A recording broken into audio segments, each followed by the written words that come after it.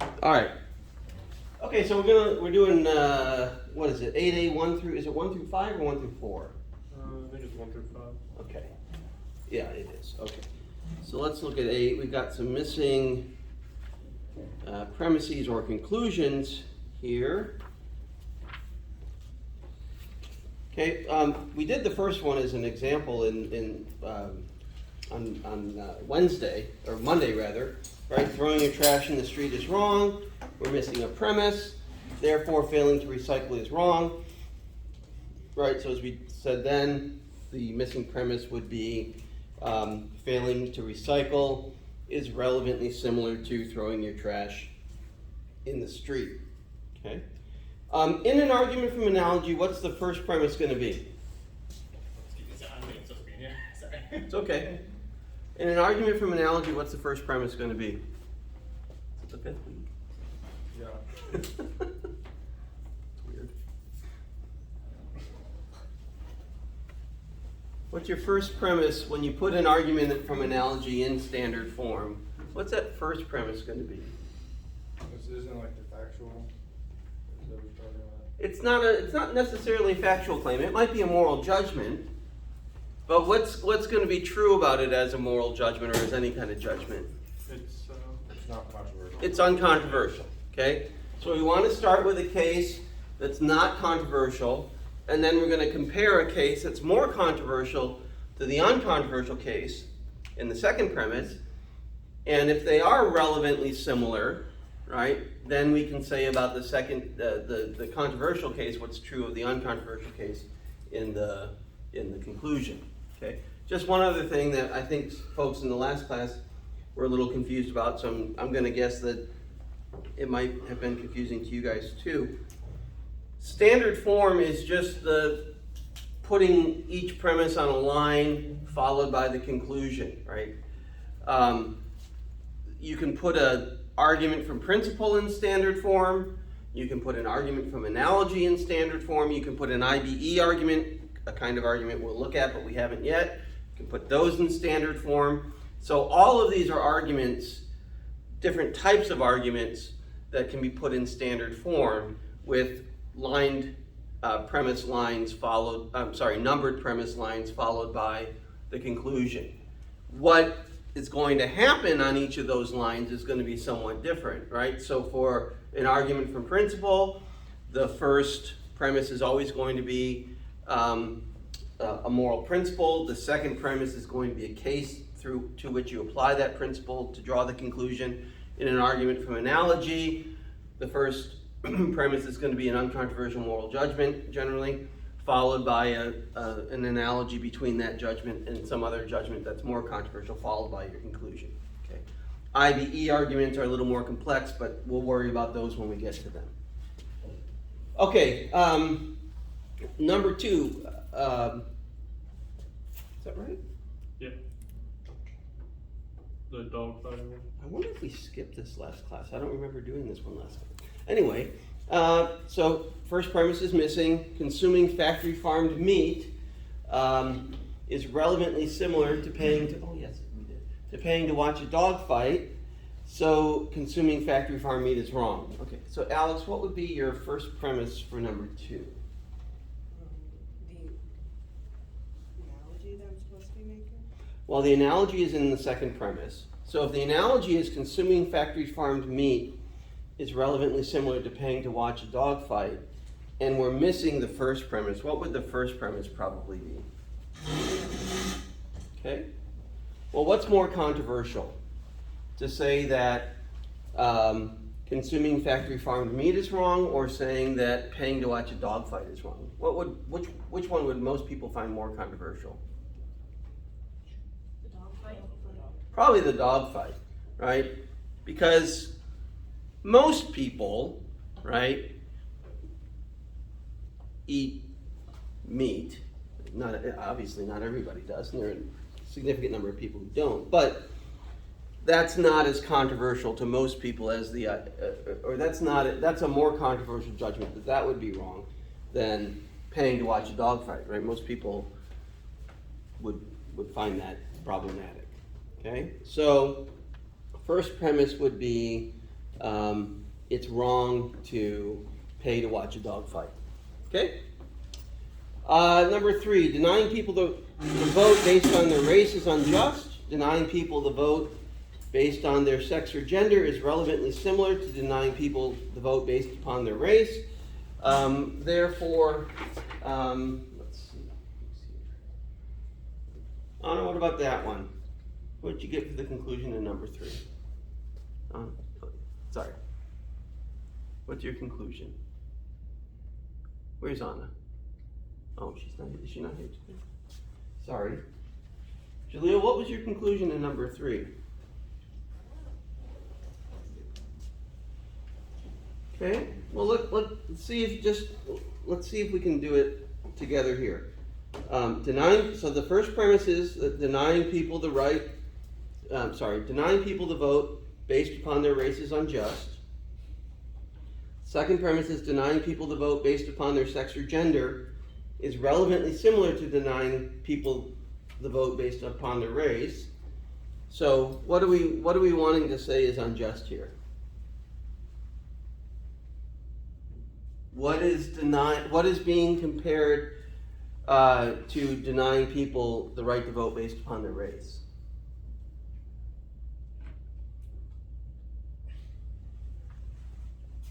Can I read mine? Their sex and gender. Go ahead, yeah.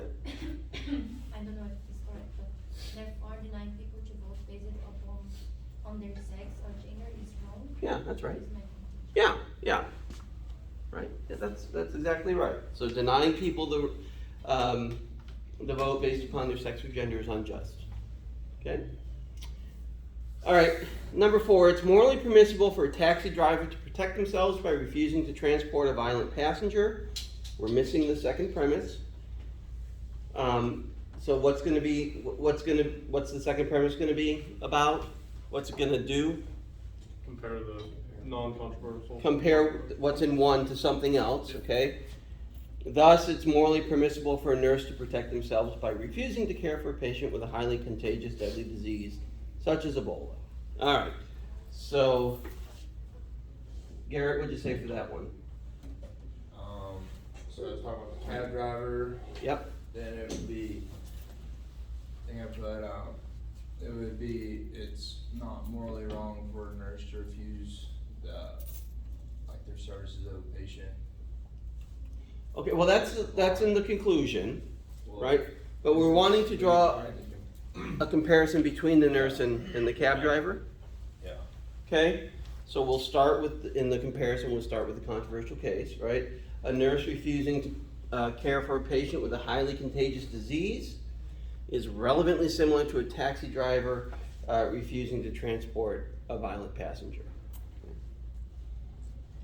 All right, for these, right, if you can identify the uncontroversial case, and if you can identify the conclusion, then the second premise, the analogy, is always just going to be a comparison that those two things are relevantly similar. Okay?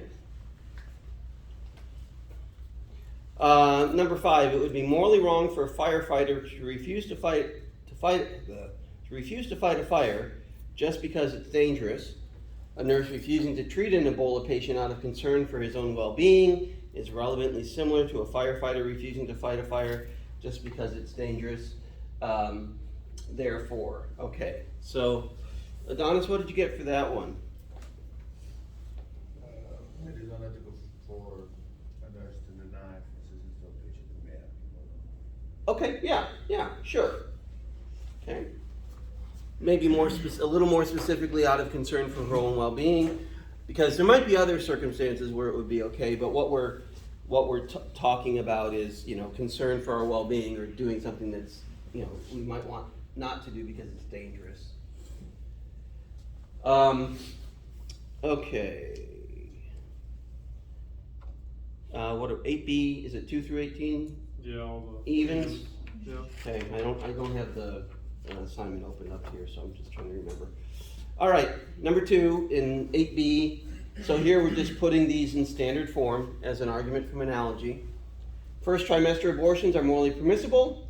That early in a pregnancy, the fetus lacks the brain capacity required for even the most minimal conscious experiences including pleasure and pain, an abortion that removes a cluster of fetal tissues that can't possibly have conscious experiences, is not morally different than a surgery that removes a benign tumor. Okay, let's see. Kazuki, what'd you say for that one? What was your conclusion? Conclusion, I think last trimester abortions are morally permissible. Yeah, first trimester abortions are morally permissible. Good. Okay. So what did you think was the uncontroversial case for the first premise here?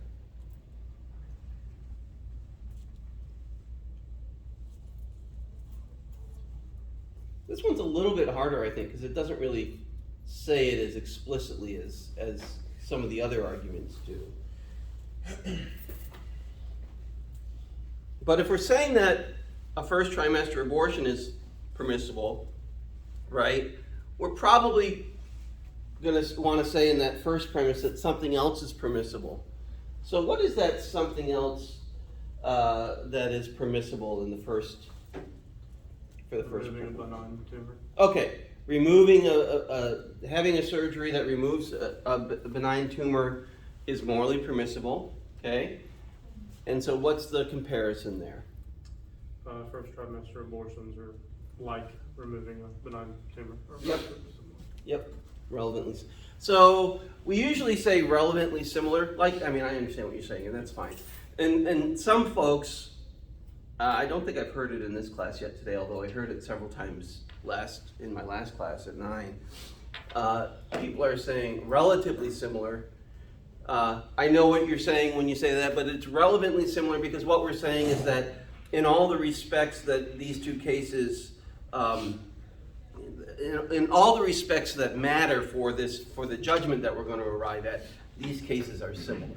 Okay, there are lots of other differences between a first trimester abortion and removing a benign tumor, but in all the ways that is relevant for the judgment we're wanting to make about abortion, they're similar. That's what we're saying, at least in the argument. Okay. All right, number 4. When Victoria's Secret sent a white model out on a runway in a turquoise and suede bikini with a feathered Native American war bonnet headdress, that was morally wrong. Among the Native American tribes who wear them, war bonnets are used to recognize feats of bravery in battle.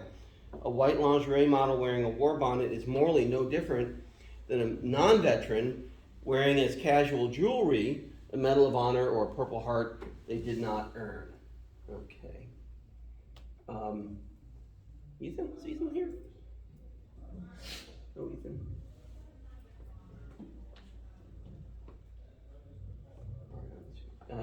Wesley. What you asked for the first one? Or the Do the whole thing if you'd like, and you can start with the conclusion or you can start with the first premise if you'd like. The first premise I had: among Native American tribes who wear them, war bonnets are recognized for feats of bravery in war. Okay, so hold on a sec. So that's just a description of what war bonnets are worn for, right? But in an argument from analogy, we're going to start with generally a moral judgment that people aren't going to find controversial. So what's the moral judgment in this argument that would likely be uncontroversial to most people? Wearing a Purple Heart or a Medal of Honor you did not earn is morally wrong. Yeah. Okay. It's been called stolen valor, and it's been an issue that's come up in the news a few times recently. But yes, right, a non-veteran wearing a Medal of Honor, or a Purple Heart as casual jewelry that they didn't earn, that's morally wrong. Okay, so that's our non-controversial moral judgment. What are we comparing that to? The lingerie model wearing the bonnet. Right, so a Victoria's Secret model wearing the bikini and the headdress and all that Native American wear is morally relevant to a non-veteran wearing these medals that weren't earned. Okay, and so what's your conclusion then? The Victoria's Secret model who wore, or I guess just Victoria's Secret, who sent the model out on the runway with the bonnet and with a feathered Native American war bonnet headdress is morally wrong. Yeah, it's wrong for a Victoria's Secret model to wear a war bonnet headdress. Yeah, okay. All right, number 6, people should be allowed to do stupid and dangerous things like skydive if that's what they want to do. It's their right to take whatever risks they want. Similarly, with people who refuse to vaccinate themselves or their children. Jumping out of a plane and refusing vaccines, I personally think they're both pointless risks. But just as you should be allowed to skydive, you should be allowed to refuse vaccines for yourself or your kids. Kelly? Yeah. The first one would be people should be allowed to do dangerous things like skydive. Okay. And then the second one was people should be allowed to refuse vaccines if they want. Okay, that's going to be your conclusion. Oh, The okay. vaccine refusal is going to be refusing to vaccinate yourself or your children is going to be the, okay? But we're saying that skydiving is similar to what? Getting a vaccine Not getting a or vaccine. not, yeah. Yeah, so refusing to get a vaccine for yourself or your children is relevantly similar to skydiving. Therefore, it's permissible for people to refuse to get vaccinated or get their children vaccinated. Okay? You know, one thing that I might do if I were you, and you know, the more you do these, and you know, these are, I've said this before, and I'll say it again, you will encounter arguments like these in the future in other classes and reading the news and listening to arguments that politicians or you know, a coworker is making about a proposal or something like that. All of these are arguments that you're going to hear in the future. And, you know, for this class, I'm wanting you to learn these skills because it's a helpful way to think about morality and to learn how to kind of do ethics rather than just learning abstract theory. And the more you do it, the easier it'll get and the more natural it will feel. And you probably won't even have to think about it. But as long as, you know, you're still learning it and you might feel uncertain about it, you can always, you know, break the argument apart. And if you recognize it as an argument from analogy, you know, the first question you can ask yourself is, you know, what are the two things that are being compared? And then which of those two things is uncontroversial? And once you've identified what the two things being compared are and which is the more uncontroversial of the two, then you know that this is going to be the other one is going to be the one that's the conclusion, and that there's just a comparison between those two. Okay? That makes it maybe sound a little simpler than it is, but I think writing it out and kind of charting it out in a way like that can be helpful. Okay? That'll be helpful too when we do relevance tests later today, and we'll talk about that in a few minutes. Okay, what are we on? 8. Clearly it's wrong to drive a gas-guzzling car. After all, driving a gas-guzzling car is, morally speaking, no different than driving drunk. In both cases, you put yourself and others at increased risk of harm. In the former by contributing to global warming, and the latter by increased risk of causing traffic accidents. In both cases, just for your own pleasure. Therefore, since drunk driving is wrong, driving a gas-guzzling car is wrong too. Abel. Where's Abel? Ariana, you want to do that one? I've already done one, but you can do another one if you like. It's Ariana, right? No. Amanda. Oh, sorry, Amanda. Do you want me to try to do this one? You want to try it? Okay, 8. I'm having trouble. I'm trying to learn all of the names of you guys. Some of you have pictures on the roster, and some of you don't. And I'm struggling with those of you without the pictures. Sorry. Okay. Yes. Amanda. Okay, so I think drive a gas guzzling car is wrong. Driving drunk is similar to driving a gas guzzling car. Therefore, driving drunk is wrong. Okay.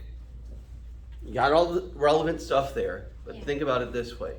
What's more controversial? Driving drunk or driving a gas guzzling car?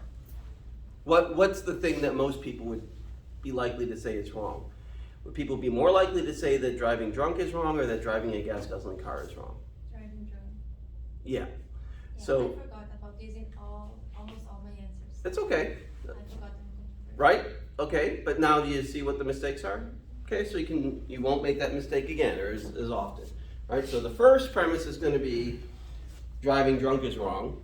Second premise is going to be driving a gas guzzling car is relevantly similar to driving drunk. Therefore, driving a gas guzzling car is wrong. Okay? All right, number 10. What is number 10? Imagine, this is a terrible one. But apparently this is an argument that somebody actually made. Imagine the parents of an anorexic daughter did everything they could to help their child starve herself. Those parents are not being supportive of their daughter, rather they are harming her by nurturing in her a misguided self-conception. Parents should not help their children be anorexic. Schools who accommodate transgender students by allowing them to express whatever gendered identity they choose are doing the same kind of things. Schools shouldn't help children be trans. Okay. Isabella, you here? Kiara, how about Kiara? Kiara? No? Kiara? Sorry. Wait, help me. Mackenzie. Huh? Mackenzie. Mackenzie. Kiara Mackenzie. Vincent. Right? No? Yes? Okay, you made me question myself for a second. Brooks, Brooks. Brooks, what's your last name? Baker. Oh, yes, there you are, up there with no picture. And where's Justin? Justin, okay. Okay. So, all right, Kiara. How about that one? Number 10. Parents shouldn't help their children be anorexic. Okay. Or parents shouldn't support kind of the self-conception of of a student with an eating disorder. Yeah. Okay. What you said is fine. There are a couple ways you could say it, but that's fine. Okay. What's your second premise? Schools should help kids be transgender. Okay. Well, that's going to be the conclusion, right? But what is the analogy that's being made? What's the comparison?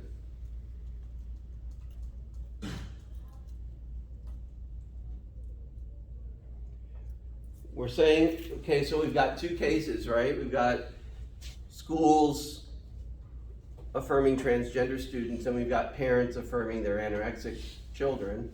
So what are we saying about those two things?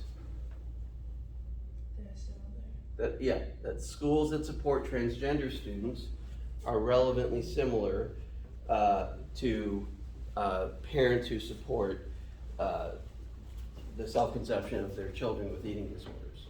Okay. It's an argument, okay? All of these are arguments. Not all of these are necessarily good arguments, okay? But it's an argument. And this is apparently an argument that was made. Okay, number 12. Imagine you're a famous concert pianist. One day while walking along the train tracks, you see a stranger about to be crushed by a train. You know you could save them, but in the process you'd lose your hand. Now it would be certainly nice of you to sacrifice your hand and thus your career to save the life of the stranger. But this much is clear. The law should not require you to sacrifice your hand for the sake of the stranger.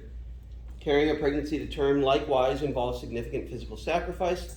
If the law shouldn't require you to sacrifice your hand for a stranger, the law shouldn't require you to carry a pregnancy to term either. Okay, Mackenzie, how about that one?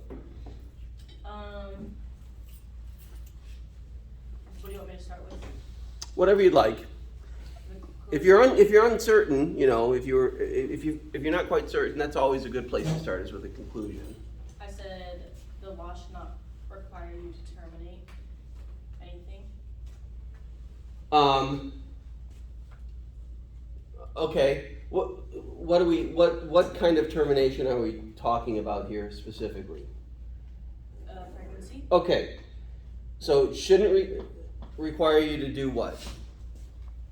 Terminate a pregnancy. Okay, that's not something the law is likely to do. So if you're required to terminate a pregnancy, right, you're required to have an abortion. So I think you're on the right track, but what is it saying that the law should not require you to do? If you don't terminate the pregnancy, what are you doing? Risking yourself. No. If you don't terminate the pregnancy and you eventually have a child, what have you've done what with the pregnancy? Went through with it. Carried it to term? Yeah. Right? So, right? The law should not require you to carry a pregnancy to term. Okay, basically this is an argument that abortion is permissible. Okay? So the law should not require you to carry a pregnancy to term. Okay, what are we comparing carrying a pregnancy to term with? What's the uncontroversial claim here? A Same as stranger, Okay, what about a stranger? saving his life, the risk in your hand. Okay, stranger you shouldn't be required to save the life of a stranger by sacrificing your hand. Okay, and so what's the analogy that's being drawn? Carrying a pregnancy to term is similar to saving a life of a stranger, but sacrificing your hand. Okay, okay, so the comparison here is that carrying a pregnancy to term is relevantly similar to sacrificing your hand to save a stranger. Okay, how are those things relevant here? Right? Just to be clear, what's the relevant similarity between those two things? In both cases, you'd have to do what? Sacrifice some of your body. Using, your body, they would both require you in some way to sacrifice your body for the benefit of another. Yeah. Okay. Okay, 14. Clearly, a vegetarian cafe owner has a right to refuse to serve meat. Is that right? Is that where we are? Yeah. Yep. Without being punished or fined. An owner of a private hospital refusing to prescribe or dispense birth control is relevantly similar. Both are refusing to offer a service they have moral objections to.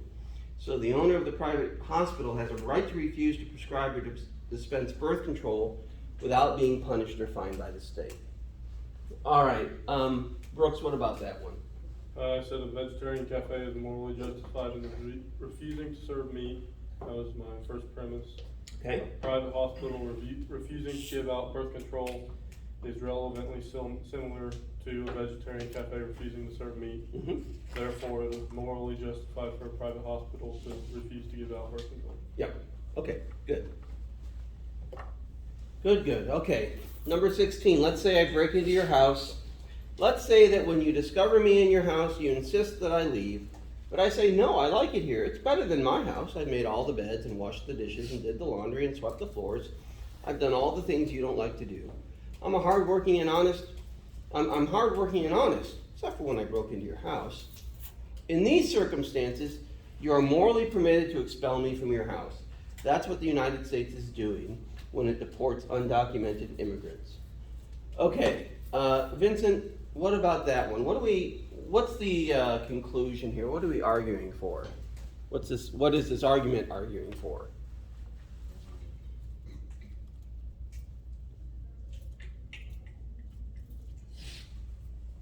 You can read it again. Okay, let's say I break into your house. Let's say that when you discover me in your house, you insist that I leave. But I say, no, I like it here. It's better than my house. I've made all the beds and washed the dishes and did the laundry and swept the floors. I've done all the things you don't like to do. I'm hardworking and honest, except for when I broke into your house. In these circumstances, you are morally permitted to expel me from your house. That's what the United States is doing when it deports undocumented immigrants.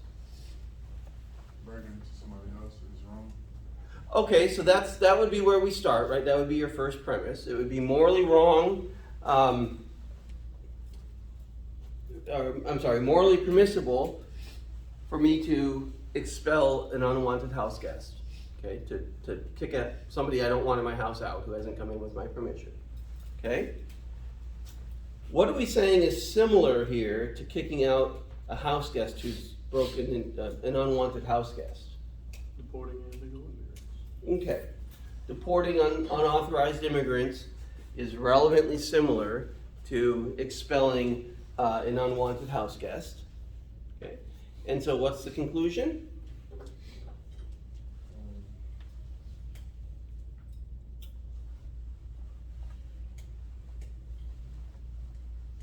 So your first premise is uncontroversial and it's about expelling unwanted house guests. And then you draw a comparison between that, kicking somebody out of your house who's come in without your permission, right? And an undocumented immigrant who's come into the country. Which one of those things are we gonna make another moral judgment about? Okay, so we've got two cases here, right? We've got an unwanted house guest. Actually, let me do this over here. I think, since I'm recording it, we'll do it over here. Sorry. Sorry, folks, I'm recording this for you. Unwanted house guest, right? So, somebody's broken into your house, and what did they do? They even did some good things, like they made the beds, and they washed the dishes, and they did the laundry, and they swept the floors. Okay. Have you ever heard weird stories about this? Like somebody breaks into a house and does the dishes, takes a nap and then leaves or something. These are weird stories that sometimes you'll hear on the news. Heard of one about a guy that stole somebody's lawnmower, but then did their lawn mowing for him in the night. Okay. But he still took the lawnmower. Yeah, no, I think he brought it back. I think he just did the lawn for him at night. I don't remember. Okay. Exactly where it was from. That's weird. Certain substances might make people do strange things, right? I figured that was Okay. probably what the case was. But even if somebody's done all these good things for you, like made your bed and swept the floors and done the dishes and stuff, if they broke into your house, do you have to allow them to stay in your house? No, right? Okay. So we have those individuals, okay? And we're gonna say it would be okay.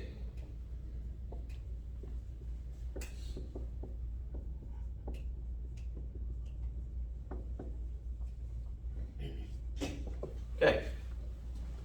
Then we have, right, undocumented immigrants. Okay.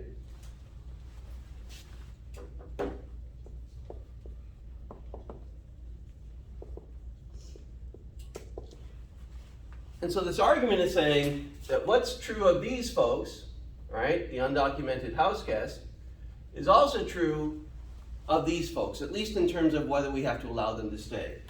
So if here what's the house, so to speak, that we're talking about here?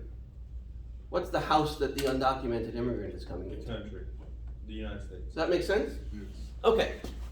So if we have these folks and it would be okay to kick them out, then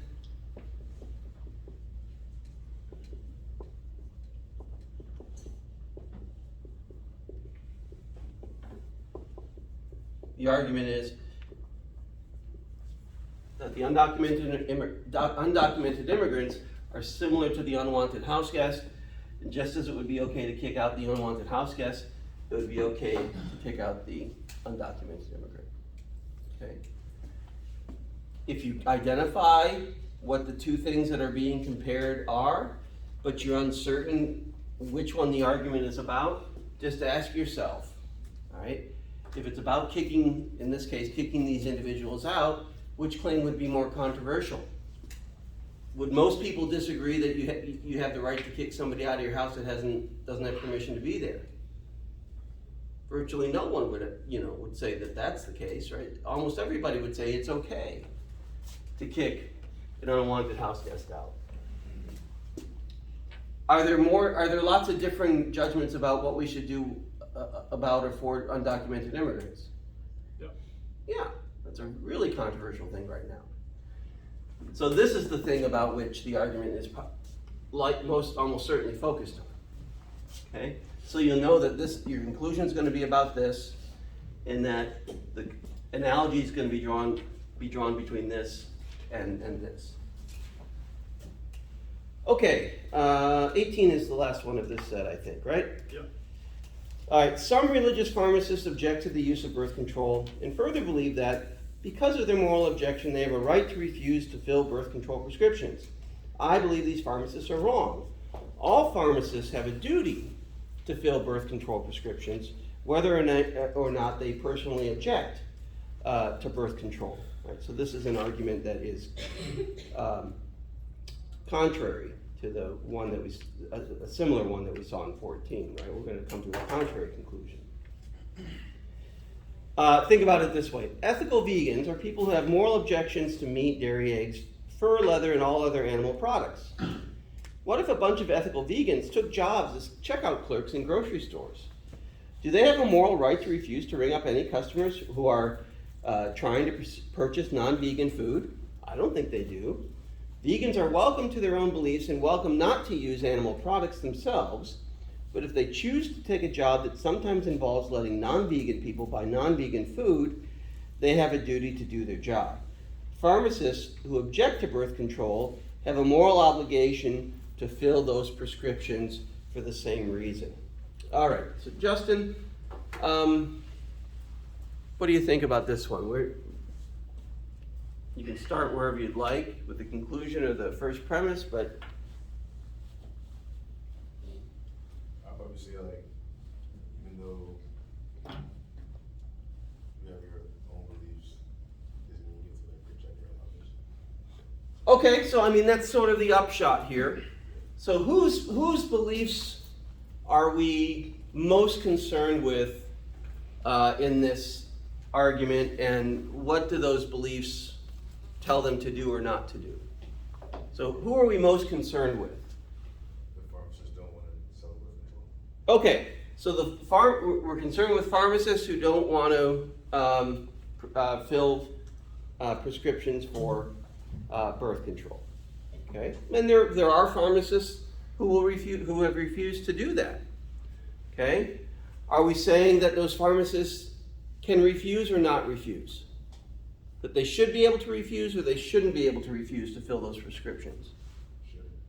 Okay, so our conclusion is going to be that pharmacists who object to birth control shouldn't be able to refuse to fill those prescriptions, or they have an obligation to fill those prescriptions.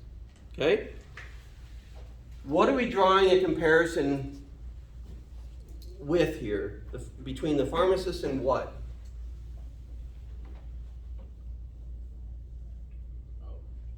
Preferably, yeah. The vegans, Vegans who do what? Or don't do what? sell meat, Hmm? or don't want to sell meat. Yeah, vegans who work as grocery store clerks and refuse to sell animal products to their customers. Okay? Does that seem like a reasonable judgment to make, that vegans should not, if they work as grocery store clerks, that they shouldn't be able to refuse to sell products to their customers that they wouldn't use themselves? I think most people probably are sympathetic to that. Right? So the argument would go something like, an ethical vegan who has a moral objection to animal products, who works as a grocery store clerk, it's kind of a mouthful, shouldn't be allowed to refuse to ring up customers buying non-vegan food. Pharmacists who refuse to fill prescriptions for birth control are relevantly similar to ethical vegans who refuse to ring up animal products. Therefore, pharmacists who object to birth control have a moral obligation to fill those prescriptions, or they should not be allowed to refuse to fill those prescriptions, or something along those lines. Okay, make sense? Okay, now to the harder, not that that stuff wasn't challenging, but I'll be honest with you. The stuff that you're doing or asked to do in chapter 9, I'm gonna guess that, and you can tell me if you like, that a lot of you found it more challenging or confusing, or you weren't sure what to do. Right? The relevance test stuff is more difficult, and it is confusing. But I think if we work through it together, at least start to do that today, it'll start making more sense, and then we'll wrap it up on Friday. Okay? So we've got 8 minutes. We've got enough time to do at least one. Okay, so in 9A, what do we do? 9A 1 through 1 through 4? 4, yeah. Is that what, right? That's what I remember. Yeah. Okay? We're given an argument. Okay? And then, so if you're looking at the book, for example, the argument, the first for number 1 in 9A is on page 152 at the bottom. And then right at the bottom of the page, you have a proposed disanalogy between the two cases. And the task is to determine whether that proposed disanalogy is one that is a relevant disanalogy, one that should lead us to reconsider the judgment that we've come to. Okay? So, the argument is this. It's permissible for a surgeon to perform breast augmentation on a competent adult who wants it. Okay, this is important to know. What is a breast augmentation? Making breasts bigger. Okay, so breast augmentation is not just it's making the breasts bigger. It's not necessarily making them smaller. Okay, or it's not making them smaller. It's making them bigger. Okay, performing a clitoridectomy, that is the surgical excision of the clitoris on a competent adult who wants it, is relevantly similar to performing breast augmentation on a competent adult who wants it. Thus, it's permissible for a surgeon to perform a clitoridectomy on a competent adult who wants it. Okay, a clitoridectomy here is the same thing as what we've talked about previously. It's that I call the female genital mutilation. Okay, to call it female genital mutilation is a bit pejorative and does kind of carry with it a judgment. Clitoridectomy is a more clinical, neutral term. I'll admit that. Okay, so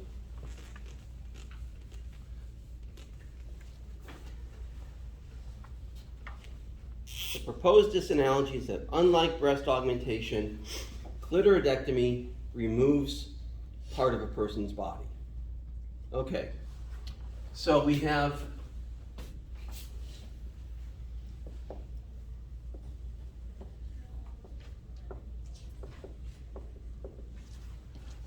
and it is clitoridectomy, but I'm not going to be able to write that up here without looking at how to spell it. So I am just going to abbreviate it FGM, okay? So this is the argument from analogy makes this comparison between these two things. Okay, is that right? Is that clear? Okay. When we run a relevance test, we're asking not only if the proposed difference, the proposed disanalogy, is a difference, but whether it's a relevant difference, whether it's a difference that makes a difference, whether it's whether this disanalogy would lead us to change our judgment about the case. Okay? So, in a breast augmentation,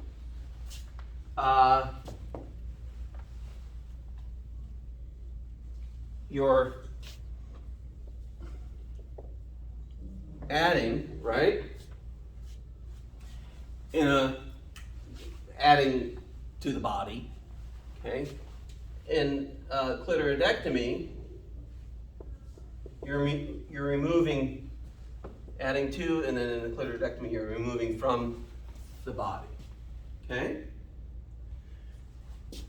So what we do when we run a relevance test is we ask ourselves, if we reimagine the case so that the uncontroversial case, if we reimagine the comparison so that the uncontroversial case had the same features as the controversial case, would that change our judgment about whether, about the relative rightness or wrongness of the conclusion?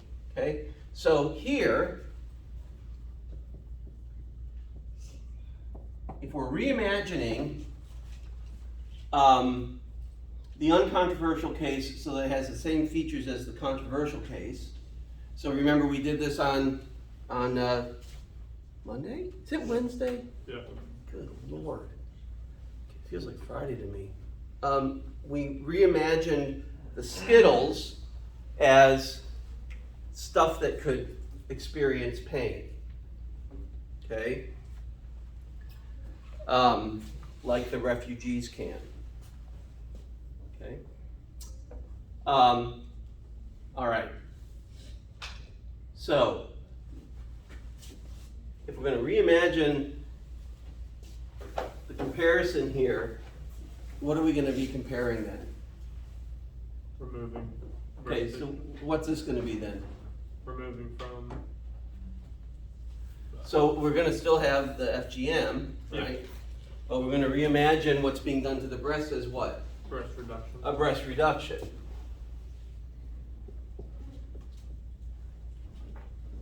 Okay?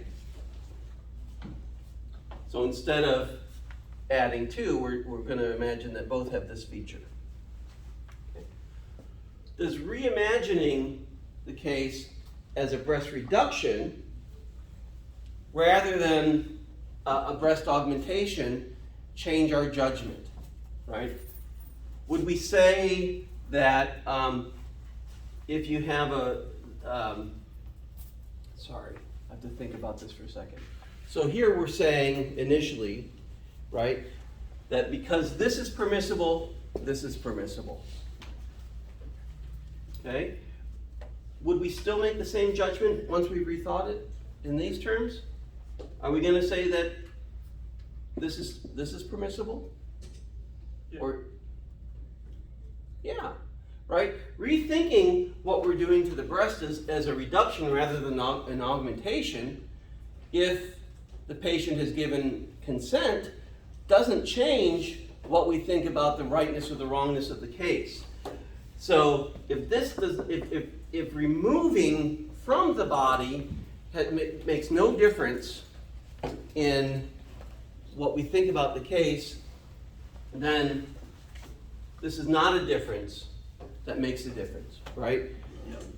That a clitoridectomy is a removal from a person's body doesn't change the judgment, because if we reimagine the breast augmentation as a removal, what's being done to the breast as a removal from the body, we would still think that that was permissible. Okay? We'll go through some more of these on Friday. Okay, I still want you to do your reflection question, and hopefully we'll have a little time to talk about that at the end of class. But this really is the hardest and most confusing skill that we're going to be talking about, I think, this semester. So I think it'll bear kind of going through these, the rest of these a little slowly. Okay? All right, guys, I'll see you Friday.